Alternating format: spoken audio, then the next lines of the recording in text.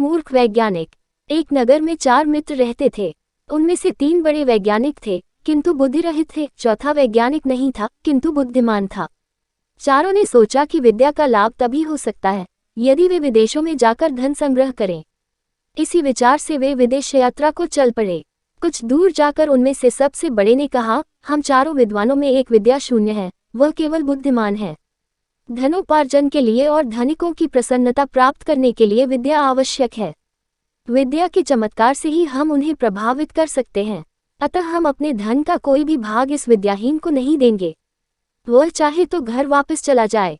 दूसरे ने इस बात का समर्थन किया, किंतु तीसरे ने कहा, यह बात उचित नहीं है। बचपन से ही हम एक दूसरे के सुख दुख के सहभागी रहे हैं। हम जो भी धन कमाएंगे उसमें इसका हिस्सा रहेगा। अपने पराये की गणना छोटे दिल वालों का काम है। उदार चरित व्यक्तियों के लिए सारा संसार ही अपना कुटुंब होता है। हमें उदारता दिखलानी चाहिए। उसकी बात मानकर चारों आगे चल पड़े। थोड़ी दूर जाकर उन्हें जंगल में एक शेर का मृत शरीर मिला। उसके अंग प्रत्यंग बिखरे हुए थे। तीनों विद्याभिमानी युवकों ने कहा, आओ हम अपनी विज्ञान की शिक्षा की परीक्षा करें। विज्ञान के प्रभाव से हम इस मृत शरीर में नया जीवन डाल सकते हैं।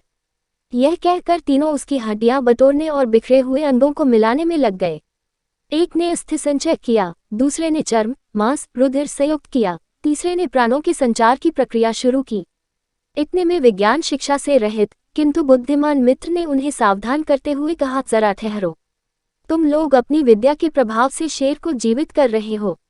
वह जीवित होते ही तुम्हें मारकर खा जाएगा। वैज्ञानिक मित्रों ने उसकी बात को अनसुना कर दिया। तब वह बुद्धिमान बोला, यदि तुम्हें अपनी विद्या का चमत्कार दिखलाना ही है तो दिखलाओ, लेकिन एक क्षण ठहर जाओ, मैं वृक्ष पर चढ़ जाऊं। यह कहकर वह वृक्ष पर चढ़ गया। इतने में तीनों वैज्ञानिकों ने शेर को जीवित कर दिया। जीवित होते ही शेर ने तीनों पर हमला कर दिया।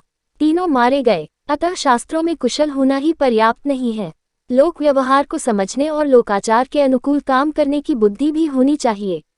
अन्यथा लोकाचारहीन विद्वान भी मूर्ख पंडितों की तरह उपहास के